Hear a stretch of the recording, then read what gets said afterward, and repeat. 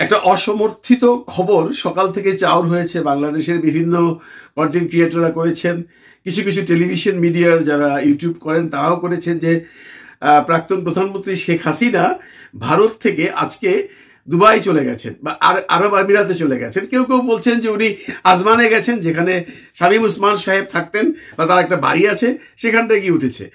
Total খবরটাই বন্ধুরা অসমর্থিত, কোনো বিশ্বস্ত সূত্র থেকে এই খবরটা এখন পর্যন্ত 100% শিওর নয়। কারণ আমরা কোনো ভিডিও ক্লিপ পাইনি, আমরা কোনো ন্যাশনাল নিউজ পাইনি, আমরা কোনো ইন্টারন্যাশনাল নিউজ পাইনি। আমি বিবিসি, ভয়েস অফ আমেরিকা এবং ভারতের অনেকগুলো চ্যানেল দেখেছি, কোথাও এই কথাটা স্পষ্ট করে বলেনি যে শেখ হাসিনা দিল্লি ত্যাগ করে আরব আমিরাতের আজমানে চলে গেছেন বা দুবাইয়ে চলে গেছেন।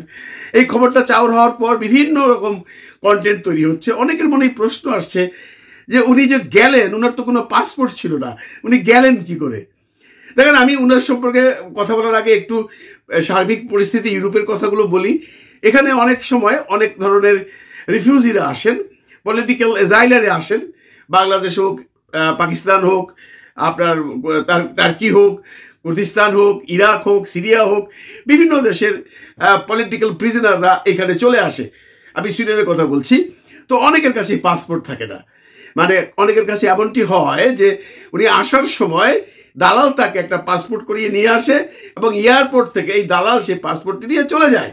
হয়তোবা সেই পাসপোর্টটি সে আরেকবার ব্যবহার করবে, ওই পাসপোর্টটাতে এমন কিছু একটা আছে যে তাকে পাসপোর্টটা দেওয়া হয় না। তো যে ক্লায়েন্টটা এসে ঢুকলো এখানে, পুলিশের কাছে সারেন্ডার করলো, আমি পলিটিক্যাল অ্যাজাইলাম চাই, তার তো কোনো ডকুমেন্ট নাই, তার কোনো পাসপোর্ট নাই, তাই বলে কি তাকে ঢুকতে দেবে না?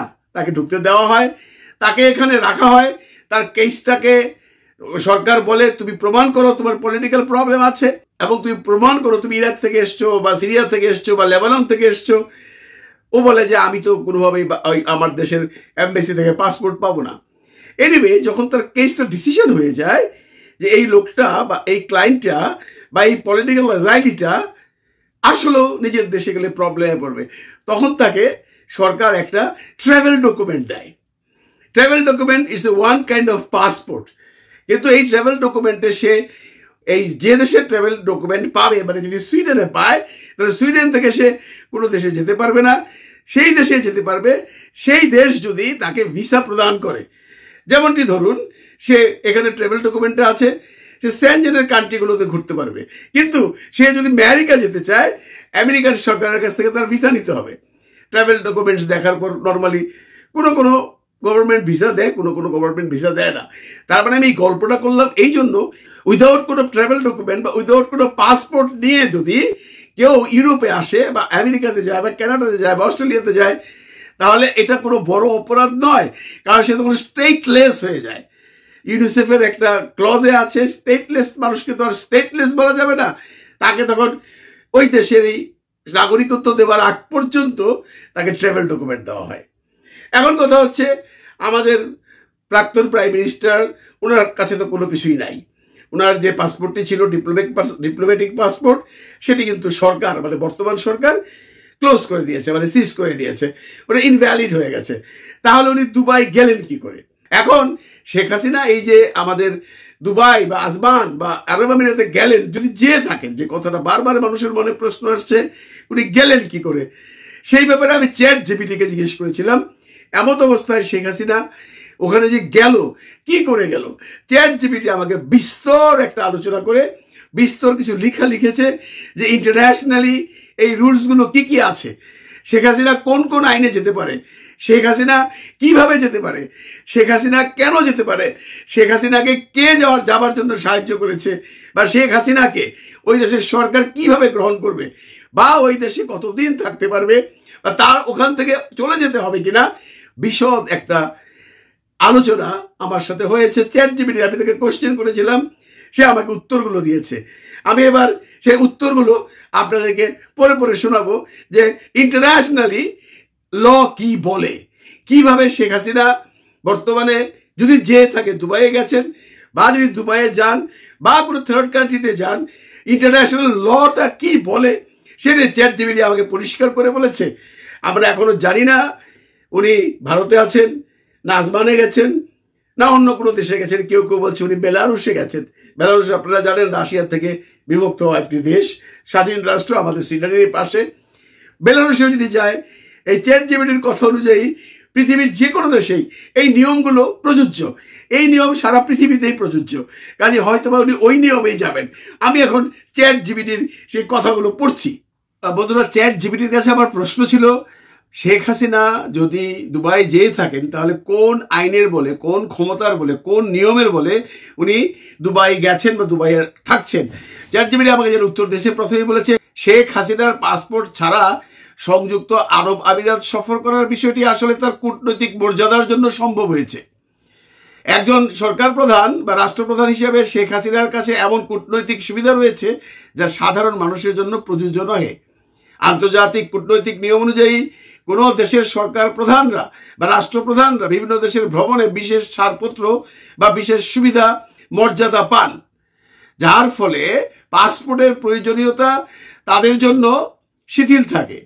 প্রায় এক ধরনের সফরে তারা কূটনৈতিক পাস বা ছাড়পত্র, ডিপ্লোম্যাটিক পাস ব্যবহার করেন।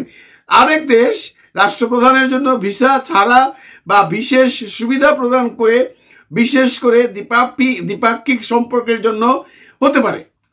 তারপরে বলেছেন, শেখ হাসিনা বা অন্য কোনো ব্যক্তি পাসপোর্ট ছাড়া দুবাইতে মানে সংযুক্ত আরব আমিরাতের যে কোনো জায়গায় কতদিন থাকতে পারবেন তা আন্তর্জাতিক নিয়ম, কূটনৈতিক সম্পর্ক এবং সংশ্লিষ্ট দেশের আইন অনুযায়ী নির্ভর করছে।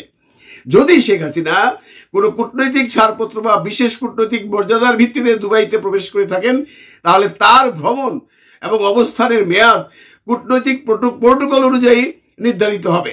কূটনৈতিক সফরের ক্ষেত্রে সাধারণত ভিসার প্রয়োজন হয় না, আর তার অবস্থানকালে মূলত সংশ্লিষ্ট দেশের সরকার এবং শেখ হাসিনার কূটনৈতিক মর্যাদার উপর নির্ভর করবে। শেখ হাসিনা 2007 সালে যখন বাংলাদেশে জরুরি অবস্থা জারি করা হয়েছিল, তখন তত্ত্বাবধায়ক সরকার তার কূটনৈতিক পাসপোর্ট বাতিল করে এবং তাকে দেশে ফেরার ক্ষেত্রে বাধা দেওয়ার চেষ্টা করে। সেই সময় তিনি বিদেশে অবস্থান করছিলেন এবং দেশে ফিরে আসার সিদ্ধান্ত নেন, যদিও তখনকার সরকার বা তার বিরুদ্ধে বিভিন্ন ধরনের অভিযোগ এসেছিল এবং দেশে ফেরার অনুমতি দেওয়ার বিস্তর বাধা সৃষ্টি হয়েছিল। কূটনৈতিক পাসপোর্ট বাতিল হলেও শেখ হাসিনা বিদেশে তার কূটনৈতিক পরিচিতি এবং আন্তর্জাতিক সম্পর্কের কারণে ভ্রমণ করতে সক্ষম হন। আন্তর্জাতিক কূটনৈতিক প্রোটোকলের অধীনে, বিশেষ করে জাতিসংঘের অধীনে তিনি বিভিন্ন দেশে ভ্রমণের সুযোগ পেয়ে আসছিলেন। দুবাইয়ে তার প্রবেশের ব্যাপারে সেই সময় আন্তর্জাতিকভাবে তার গুরুত্বপূর্ণ ভূমিকা এবং পরিচিতির কারণে তিনি হয়তো বিশেষ কূটনৈতিক সুবিধা পেয়েছিলেন। 2007 সালের কথা বলছেন। এমনকি তার কূটনৈতিক পাসপোর্ট বাতিল করা হলেও আন্তর্জাতিক মহলে শেখ হাসিনা একজন বিশিষ্ট রাজনৈতিক নেতা হিসেবে পরিচিতি ছিলেন। এই কারণে ভ্রমণ ও প্রবেশের ক্ষেত্রে অনেক দেশ কূটনৈতিকভাবে তাকে সুবিধা দিয়েছিল। এই পরিস্থিতি দেওয়ায় যে আন্তর্জাতিক সম্পর্ক ও কূটনৈতিক নিয়ম কখনো কখনো সরকার বা স্থানীয় আইনের চেয়েও প্রভাবশালী হতে পারে, বিশেষ করে যদি এটি একজন আন্তর্জাতিকভাবে স্বীকৃত নেতার সাথে সম্পর্কিত হয়। মোট কথা আমরা যেটা বুঝলাম সেটা হলো, উনি যদি যেতে চান উনি যেতে পারবেন। এখানে পরিষ্কার বলেছেন এটা টোটালি ডিপেন্ড করবে সেই দেশের সরকারের উপর। আর আমি আগে যেমনটি বললাম যে কেউ যদি কোনো দেশে যায় তখন তার যদি পাসপোর্ট না থাকে সে একটা ট্রাভেল ডকুমেন্ট পায়। এটা এটা এটা অ্যাকচুয়ালি জাতিসংঘ স্বীকৃত। এখন শেখ হাসিনা আদৌ গেছে কিনা আমরা জানি না, এবং গিয়ে থাকলে কিভাবে গিয়েছেন সেটাও আমরা জানি না, কিন্তু এইটা পড়লে বা এটা দেখলে বা এটা শুনলে বোঝা যায় সে একটা আইনের মাধ্যমেই গেছেন বা যাচ্ছেন বা যাবেন। এটা টোটালি ডিপেন্ড করে যে দেশে যাবেন সে দেশের সরকার এটাকে কিভাবে গ্রহণ করছে, এটাকে তারা গ্রহণ করছে কি প্রত্যাখ্যান করছে। আমরা দেখেছি বন্ধুরা, অনেক দেশের স্বৈর শাসক বিভিন্ন দেশে গিয়ে আশ্রয় নিয়েছে। আপনি ইরানের কথা ধরেন, ভেনিজুয়েলার কথা ধরেন, এরকম বহু দেশ আছে, গাদ্দাফির কথা ধরেন আছে। শেখ হাসিনা আসলেও ভারতে আছেন না উনি দুবাই চলে গেছেন বা আসমানে চলে গেছেন, যে কথাটা উঠেছে শামীম ওসমানের বাড়িতে আছেন, আসলেও কি সেখানে আছেন আমরা কেউই এখনো শিওর না। তবে উনি ইচ্ছা করলে যেতে পারবেন, তা আন্তর্জাতিকভাবে বোঝা গেল। এখন এটার যে চ্যাট জিপিটি যতটুকু লিখেছেন আমি ততটুকুই আপনাদের দেখালাম, এর বাইরে আমি কিছু বলতে পারবো না। দেখা যাক, সময় বলে দেবে উনি কোথায় আছেন। ভালো থাকবেন সবাই, ভালো রাখবেন সবাইকে। খোদা হাফেজ।